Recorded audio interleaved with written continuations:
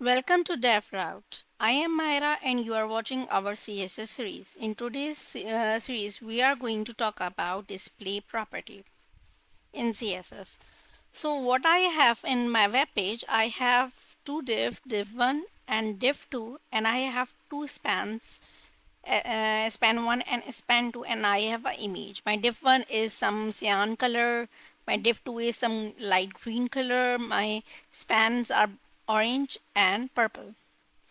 Now you can see I just set colors and width height to my images, nothing else. Now you can see my div, which is div 1 and div 2, both cover full width of my page. Why? Because the default display property of div is set to block. If I change it to block, nothing change. Block means covering the whole width of your browser. Okay, so my both of the width contain default display block. Now you can see when we look into the span, now you can see span covers only the required size, minimum width.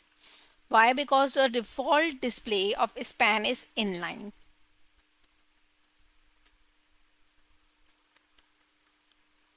Inline is used to cover the minimum space. Okay, it cover the minimum space. Both of our spans cover the minimum space.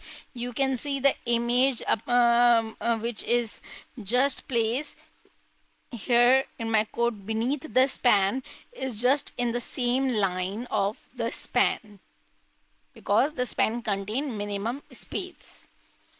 Now the image, what is the image? The default image display property is inline block. It is just the combination of inline and block. Why? What is the difference between inline block and inline? The major difference between inline block and inline is the setting of width and height. You can set width and height in the display inline block, while where you have display inline only, you could not set width and height. For example, here if I am trying to set width and height, then it is not going to be happen. You cannot set width and height if your display property is inline. If you have display property inline block, you can set width and height. Okay, this is the difference between inline and inline block. There are two other displays which are flex, and other one is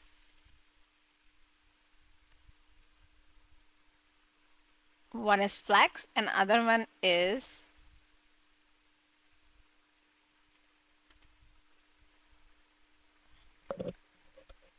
there are many